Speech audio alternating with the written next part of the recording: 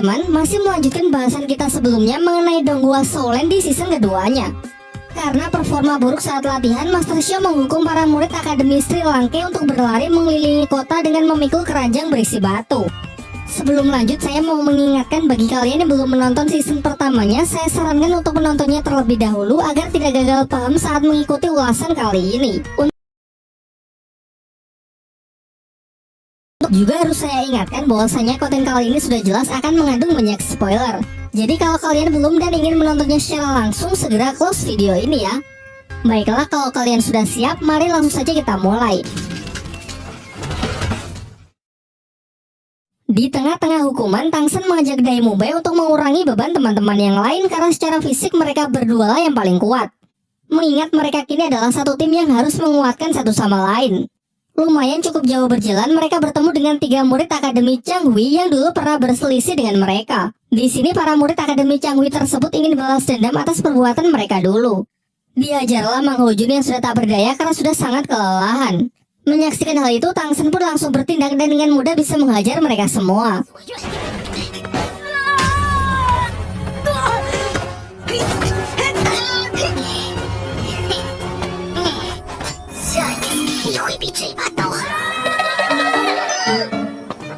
Kemudian melanjutkan hukuman tersebut, teman-teman yang lain mengambil kembali beban yang sempat dititipkan ke Tangsen dan Dai Mubai karena melihat mereka berdua yang memikul beban terlalu berat. Singkat cerita, setelah berupaya keras melewati masa-masa sulit, mereka semua pun telah menyelesaikan hukuman dan tiba di gerbang Akademi Sri Langke.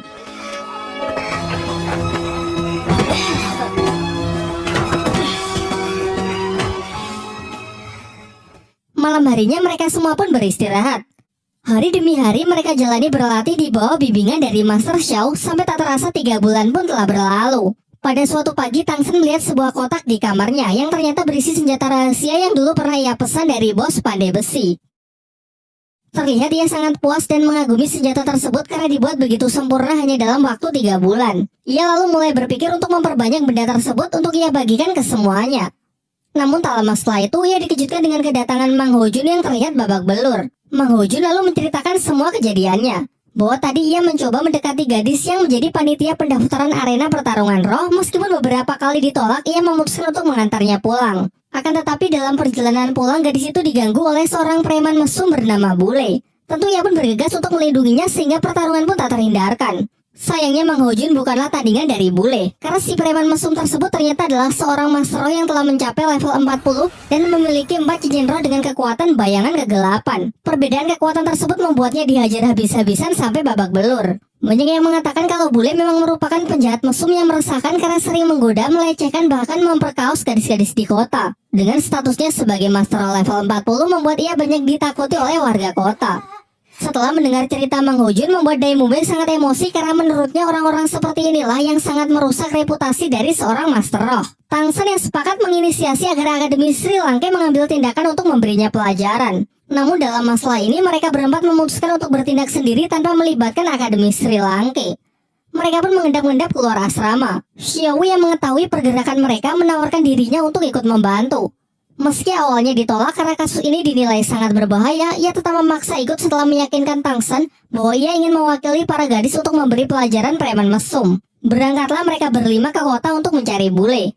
Dalam perjalanan, Mang Hojun menjelaskan mengenai ciri-ciri Bule. Seorang pria tinggi, pakaiannya dominan hitam, serta memiliki kekuatan roh pelindung berwujud 2 cakar bayangan dan sayap di punggungnya. Lalu mereka pun memulai pencarian. Sayangnya setelah cukup lama mencari, mereka sama sekali tak menemukan jejaknya.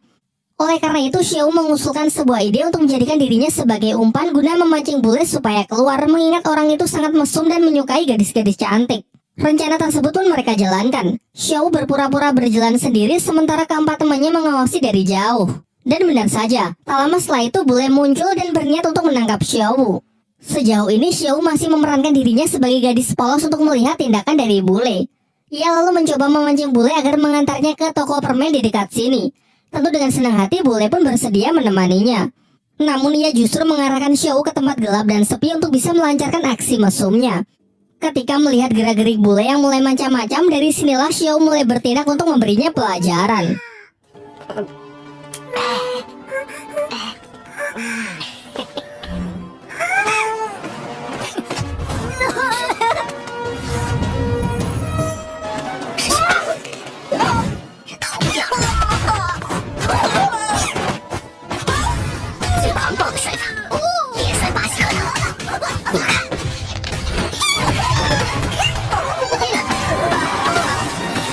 Setelah Xiao menghajarnya hingga babak belur, mereka berniat untuk langsung pulang. Namun Tang Shen merasa kalau hukuman seperti ini masih belum cukup untuk membuat orang ini jera, sehingga ia ingin memberinya hukuman yang tak pernah akan bisa ia lupakan seumur hidupnya. Sementara itu, diperlihatkan Kepala Akademi Flander bersama Master Xiao tengah membicarakan masalah keuangan akademi yang semakin menipis. Hal ini karena metode pengajaran dari Master Xiao selama 3 bulan terakhir ini sangat intens serta terlalu boros dalam memberikan fasilitas kepada para murid sehingga membuat anggaran biaya benar-benar membengkak. Namun Master Xiao mengatakan agar Flander tak merisaukan hal tersebut, karena ia memiliki rencana tersendiri untuk memperbaiki keuangan akademi sekaligus sambil melatih para murid ke tingkat berikutnya.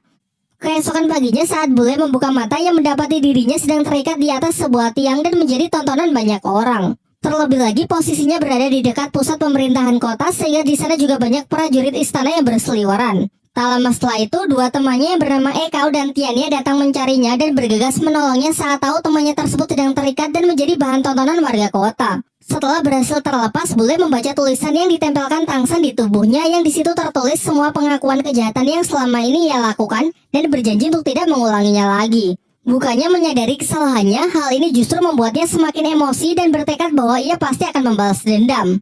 Di sisi lain, semua murid Akademi Sri Lanka berkumpul untuk menerima latihan tahap kedua di bawah bimbingan dari Master Xiao. Master Xiao kemudian menjelaskan bahwa arena pertarungan roh akan menjadi tempat latihan mereka selanjutnya, mengingat mereka juga sudah cukup berpengalaman bertarung di sana. Ia menjelaskan bahwa kali ini tak akan ada batasan waktu.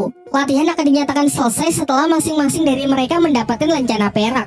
Tidak hanya mengikuti pertarungan 1 lawan 1, melainkan mereka juga harus berpartisipasi dalam pertarungan tim sebagai tim Akademi Sri Lanka. Sebelum berangkat, Master Xiao menyampaikan beberapa aturan yang harus mereka patuhi saat mengikuti pertarungan. Yang pertama, mereka harus menggunakan nama samaran dan tidak diperbolehkan untuk memperlihatkan wajah asli kepada musuh, sehingga mereka harus mengenakan topeng pada setiap pertarungan. Sementara peraturan kedua, dalam pertarungan mereka dilarang menggunakan senjata rahasia. Dan terakhir, mereka diwajibkan mengikuti 2 pertarungan per hari tidak peduli kalah maupun menang. Sesampainya di kota, mereka mulai mendiskusikan rencana untuk bersiap menghadapi pertarungan. Master Xiao menyarankan agar para tipe support membentuk tim 2 orang agar memudahkan mereka memperoleh lencana perak. Oishike memilih berpasangan dengan Dai Mubai, sementara Ning Rongrong sebenarnya ingin dipasangkan dengan Mang Hojun, namun ia lebih memilih berpasangan dengan Su Ying. Setelah itu, Master Xiao mendistribusikan topeng untuk para murid agar mereka kenakan untuk menyembunyikan identitas mereka di atas arena. Dalam pertarungan tim, mereka akan menggunakan nama 7 monster Sri Lanka. Namun dalam pertarungan 1 lawan 1 dan 2 lawan 2, masing-masing dari mereka akan ia beri nama samaran. Dai Mubai menggunakan nama samaran Harimau Putih, Oishike sebagai Paman Sosis, Mang Hojun sebagai Phoenix Api, Tang Shen sebagai Dewa Asura, Xiao sebagai Kelinci Iblis, Su Ying sebagai Musang Neraka, dan Ning Rongrong sebagai Dewi Pagoda. Singkat cerita, dengan masing-masing skin barunya, para murid Akademi Sri Lanka pun memasuki arena pertarungan. Pertarungan pertama dimulai oleh pasangan Tang Shen dan Xiao melawan tim tikus dan kucing. Tercatat tim yang menjadi lawannya ini telah menang sebanyak 5 kali berturut-turut, sehingga tidak heran kalau semua penonton berekspektasi tinggi kalau tim Tang Shen akan dibuat babak belur.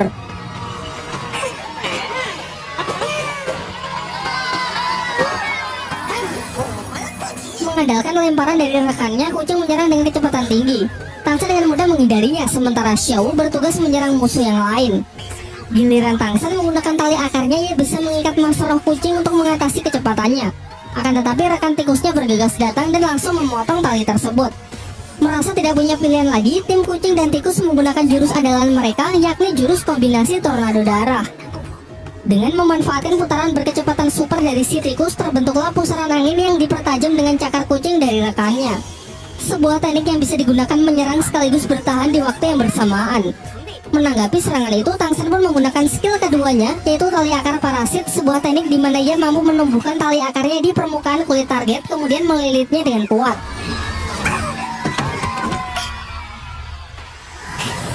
Dengan ini pertarungan pun berakhir dengan kemenangan dari pihak Tang Shen dan Xiao. Setelah itu giliran teman-teman Tang Shen yang maju untuk bertarung dan mereka semua bisa memenangkannya.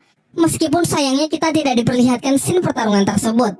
Beberapa lama setelah itu pertarungan berikutnya adalah pertarungan tim yang melibatkan seluruh siswa Akademi Sri Lanka. Dalam briefingnya, Master Xiao menjelaskan mengenai pentingnya kerjasama tim demi memenangkan pertarungan kali ini. mengingat lawan mereka yang pastinya akan jauh lebih kuat dibandingkan saat mereka bertarung secara individu. Walaupun Daimube adalah ketua kelas, namun ia mengakui kehebatan Tangsen dalam menyusun strategi sehingga ia menyerahkan pengaturan formasi kepadanya. Tangsen lalu menjelaskan bahwa Daimube, Suying, dan Xiao akan menjadi penyerang di garis depan. Ia akan berada di tengah sebagai pendukung, tepat di belakangnya adalah dua support Oishike dan Ning Rongrong, sementara di garis paling belakang akan diisi oleh Mang Hojun yang mempunyai tugas utama untuk melindungi para support tersebut. Singkat cerita, setelah melakukan prepare, mereka pun naik ke arena pertarungan, dan kali ini yang akan menjadi lawan mereka bernama tim petarung Badak Gila. Sebelum pertarungan dimulai, kita diperlihatkan scene flashback saat tim Sri Lanka tengah bersiap-siap naik ke arena. Salah seorang tim petarung gila menghampiri mereka. Di sini orang itu bertindak kurang sopan dengan mencoba menggoda Suying. Melihat itu, Daimube yang tak terima ingin menantangnya untuk berduel. Untung saja ketika suasana semakin memanas, datang seorang panitia yang melerai kedua belah pihak. Ia mengancam kalau mereka membuat keributan maka mereka akan didiskualifikasi. Sebelum pergi, panitia itu mengatakan kepada para murid Sri Lanka bahwa yang akan menjadi lawan mereka merupakan pemegang rekor tak terkalahkan semenjak datang ke tempat ini. Selain itu, mereka juga terkenal sangat kejam. Yang menjadi lawan mereka selama ini kalau tidak mati pasti akan terluka sangat parah. Oleh karena itu, ia menyarankan jika tim Sri Lanka sudah terdesak, akan jauh lebih baik jika segera menyerah. Namun peringatan itu tentu sama sekali tak menurunkan tekad Daimube dan para siswa Akademi Sri Lanka lainnya. Kembali ke masa sekarang, kini kedua tim sudah berada di dalam arena dan siap untuk memulai bentrokan pertarungan tim 7 lawan 7. Kemudian mereka pun menunjukkan kekuatan roh pelindung mereka masing-masing.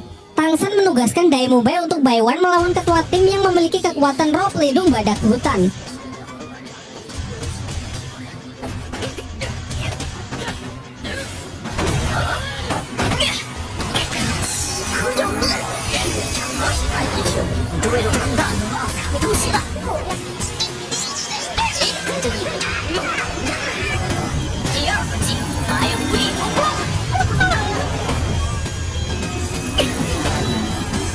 Dengan skill ketiganya, jaring laba-laba Tangsen berhasil menjerat ketua tim petarung gila. Dan sejauh ini pihak Tangsen lah yang sangat mendominasi pertarungan tersebut. Akan tetapi pada langkah berikutnya, Tangsen salah perhitungan. Ia mengabaikan peringatan dari Master Xiao untuk menghabisi tipe support dari pihak lawan yang memiliki kekuatan roh pelindung cakram harapan. Setelah orang tersebut berhasil menyelesaikan persiapan tekniknya, kini masing-masing dari anggota tim petarung badak gila mendapatkan buff kekuatan dan kecepatan secara signifikan. Terlebih lagi, skill itu memiliki pasif untuk menghilangkan rasa sakit, sehingga pihaknya bisa terus bertarung secara membabi buta. Dengan ini keadaan pun berbalik 180 derajat. Merasa pihaknya semakin terdesak, Tangsen pun menginisiasi untuk memanfaatkan sosis terbang Oishike guna menghindari kegilaan dari lawannya. Namun masalahnya skill Oishike juga tak akan bisa bertahan lama. Terlebih lagi pihak lawan yang tak kehabisan akal, mereka masing-masing mendesak pihak Tangsen dengan menggunakan serangan bebatuan. Kondisi semakin diperparah dengan Ning Rongrong yang terkena jeratan jaring laba-laba dari si musuh wanita. Beruntung saat akan menghantam pilar, Oishike datang untuk melindunginya. Karena durasi sosis terbang hampir mencapai batasnya, Tangsen meminta Oishike untuk membuatkannya lagi. Sayangnya sekarang kekuatan Oishike sudah terkuras habis sehingga ia hanya bisa membuat satu sosis lagi. Tangsen berencana memakan sosis terakhir tersebut, sementara teman-temannya ia perintahkan untuk keluar dari arena karena ia ingin menyelesaikan pertempuran seorang diri. Teman-temannya pun menurutinya untuk keluar arena dan mempercayakan semuanya kepada Tangsen. Menurut pengamatan Tangsen, ia menyadari kalau semua musuh yang mendapatkan buff memasuki mode setan, yang artinya meski kekuatannya meningkat drastis, namun perlahan kesadaran mereka mulai menghilang. Sehingga target utama Tangsen adalah untuk mengalahkan si wanita laba-laba yang menjadi satu-satunya anggota tim yang terjaga.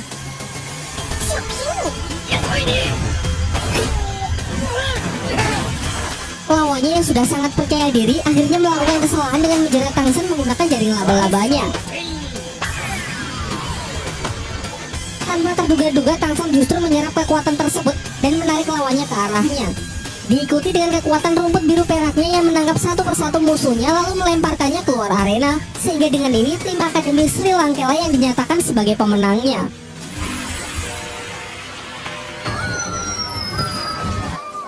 史莱克七怪之一，千手修罗。今天我们大获全胜，